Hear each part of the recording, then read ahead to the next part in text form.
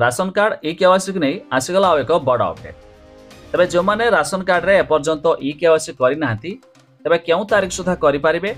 या छडा खास करी जो माने प्रवासी श्रमिक रहिसंती अर्थात ओडिसा बाहर रहिसंती समाने ई केवाईसी केमिति करिवे एने सरकार तरफरु जारी हला एक बड़ घोषणा। आसंतु संपूर्ण अपडेट जानिबा ता पूर्वरु वीडियो को लाइक करंतु, सब्सक्राइब करना थिले एबे सब्सक्राइब करी पाखर थिबा घंटी चिन्ह को दबाइ दियंतु।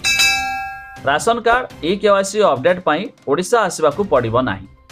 जे जेउठी अछंती सैठी रही जनसेवा केंद्र जरिया आधार कार्ड बायोमेट्रिक को व्यवहार करी अपडेट करि पारिबे। तबे राशन कार्ड रे ई केवाईसी पई ओडिसा को प्रवासी श्रमिकंक सुअ छुटिबा सह एही प्रक्रिया को नहीं विभिन्न समस्यार उपजिबा परे गत 11 तारिख रे जोगाण मंत्री कृष्णचंद्र पात्र यह मध्य सूचना देथिले। तबे राशन कार्ड रो ई केवाईसी प्रक्रिया अगस्त 22 तारिख रु आरंभ होइछि। एहा संता डिसेंबर मास पर्यंत चलिबे बोली मंत्री मध्य कहिसंती। तबे एही प्रक्रिया माध्यम रे वर्तमान सुधा 15 रु 20 लाख भूत तथा अयोग्य हिताधिकारी चिन्हट हेबा मध्य खुद मंत्री मध्य सूचना देइछंती।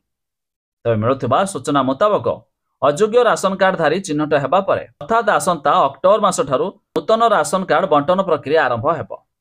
तबे जो माने ऑनलाइन जुगे नूतन राशन कार्ड पई आवेदन करिसंती एहा छडा जो माने राशन कार्ड रे नूतन नाम जोडिया पई अप्लाई करछंती खूब शीघ्र मध्य सेमानकु अक्टोबर मास सुधा राशन कार्ड बंटन हेबाकू जाउछि।